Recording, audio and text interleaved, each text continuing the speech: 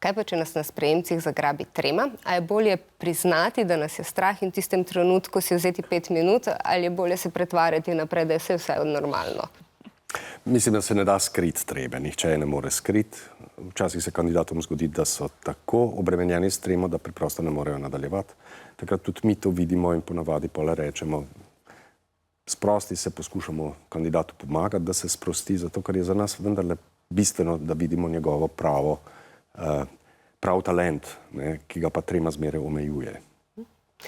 Edin, ti treme nisi imel ali pač? No, seveda sem imel.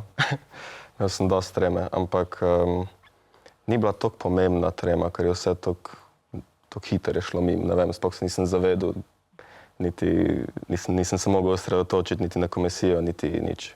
Oni so se kar odločili, no, kakor so se. Ampak, ne vem, pomaga pa, kakšne dihalne vaje pomagajo ziher, pa, ne vem, banano pojej prej, ali neki, ne vem. Ali pa jabolko, če bi banane.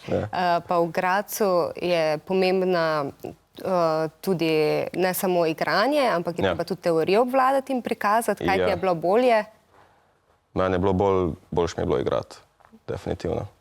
Ampak ti je bil boljši sistem v Gradcu ali v Ljubljani, kjer je samo igranje? Zdaj, meni osebno mi je bilo boljše v Gradcu, no. Sam, ne vem, odvisno od človeka spet. Eni je boljše sam igrati in radi veliko pokažejo, v Ljubljani moraš veliko več pokazati z igranjem, no. Mislim, bolj temeljito te pregledajo nekako. Ja, to je to. Lara, kako si se pa ti odločila, kaj boš uvrstila v svojo mapo, ki si jo pripravljala za Akademijo likovnih umetnosti? Tam je treba pripraviti mapo še pred sprejemnimi izpiti. Ja, mapa je pač zelo pomembna, ker mapa v bistvu odraža tebe in je fajn, pač jaz sem dala vse tiste stvari, ki sem se hotela predstaviti. Hotela sem pokazati, da me zanima fotografija, hotela sem pokazati, da sem tudi lutke delala. Pač vse, kar se mi je zdelo, pač, kar piše, kar pač moraš imeti, tudi sem uložila v mapo in tiste stvari, ki se mi zdaj pokažejo najbolj mene, ker s tem sem se pač predstavljala, to je moj izdelek, ne. In kako so ti bili všeč sprejemci na Akademiji za likovno umetnost? V bistvu si se počutila tam nekako doma ali ti je bilo težko, si šla tudi čez ena taka težavna obdobja, zaradi tega, ker ne trajajo samo en dan? Ja, tako pač, jaz sem pač nekako sprejela dejstva. Sprejela sem naloge in preko sem sprejela dejstvo, kaj me čaka, kaj vidim pred sabo. Hitreje je cel moj ustvarjalni proces se aktiviral. In jaz sem se počutila ful sproščeno, no. Tudi vzdušje je bilo sproščeno, ker vsi tisti, s katerimi sem delala sprejemce, so vplivali name in mi je bilo všeč, da so pač bili sproščeni tam, da ni bilo. Tisti, ki so pa bili pod stresom, so se pa ful radi zadrževali sami zase in se malo sekirali. Kakšen stres pa je izbrati najboljše kandidate? Ni toliko stres, kakor je odgovornost. Odgovornost je precej velika, ki se vsi precej dobro zavedamo. V pomoč nam je to, da se odločamo kolektivno. Se pravi, če bi bilo premalo glasov, ki glasujejo za določenega študenta, imamo neke vrste zaščito, da smo se vendarle vsi odločili za to strokovnjaki, če lahko temu tako rečem, iz gledališča in da smo upajoč odločitev, ki smo jo sprejeli, prav utemeljili. Se pa seveda zgodi, da lahko naredimo tudi mi napako. In hvala Bogu, da pol pridejo študentje oziroma bodoči študentje še enkrat in pokažejo, da smo se ali zmotili ali pa da so se oni med tem časom pravzaprav do te mere afirmirali kot osebnosti, da zdaj kot igralci lahko pravzaprav začnejo svojo študijsko pot. Kaj pa je s tistim iskanjem določenega tipa igralca, ko smo slišali tudi v anketi, da se na AGRFT išče to leto takšen tip igralca, pa naslednje drugače, na to drži ali ne? To sploh ne drži.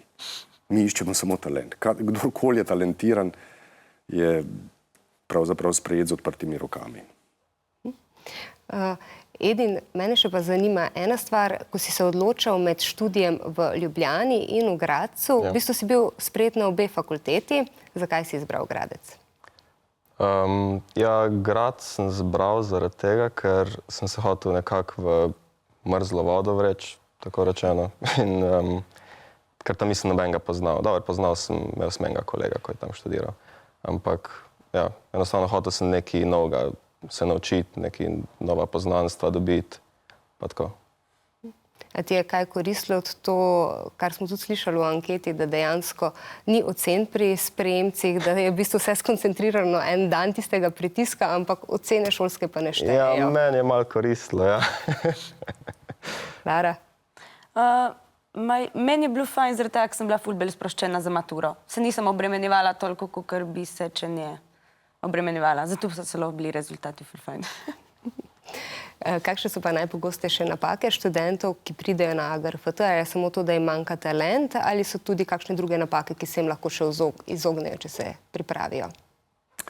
Ne, seveda vsak po svoje nekako ocenjuje svoje sposobnosti za ta študij. Marsikdo je prepričan, da je bil morda po krivici izločen iz sprejemnih izpitov. Večinoma pa ljudje gledajo, bi rekel, pravzaprav bodoči študentje gledajo na ta celoten proces sprejemnih izpitov kot na nekaj izjemnega in pravzaprav s prevelikim strahom grejo v nekaj, kar je šele začetek profesionalne poti.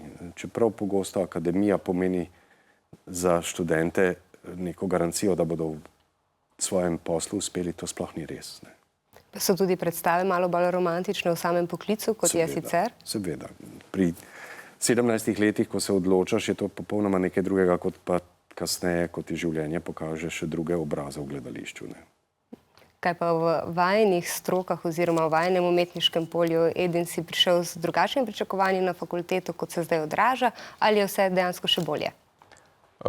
Ja, drugače je, ampak je bolje tudi na nek način. Ja, tudi sem imel bolj neka romantična pričakovanja, bi se lahko temu reklo. Pač veliko je dela, no. Veliko moraš delati, res. Pa moraš se izpostavljati, pa moraš si želeti veliko. No. Lara? Nisem dobila še več, kot sem pričakovala. Tako, res. Tudi predavanja, nad vsem sem bila tako navdušena in se mi zdi, da sem prejela toliko znanja, da ga lahko sam še širim. Kakšen pa je, ne vem, ultimativni svet za vse, ki se odločajo ali tvegati iti na sprejemce ali pa ne? A jim lahko kako pomagamo? To je stvar osebne odločitve. Če čutijo v sebi to poslanstvo, če lahko temu tako rečem, ali pa ta poklic, da so klicani za ta poklic, potem vsekakor sem za to, da naj poskusijo. Tudi če ne uspe, pa naj še enkrat. Ja, to se ponavadi pri sprejemnih izpitih vidi. Ljudje, ki pridejo v drugi krog, že pokažejo določeno mero ali pa večjo mero talenta kot tisti, ki so izločeni v prvem krogu. Ja, če se res želiš, moraš probati, če ne ti bo žal. Ja, res je treba probati. Tudi če je zavrnitev, lahko zavrnitev prinese še nekaj boljša, ki pa sploh ne pričakuješ. Pa še zgodbo imaš za povedati. Ja. Super, najlepše hvala. Prosim. Hvala.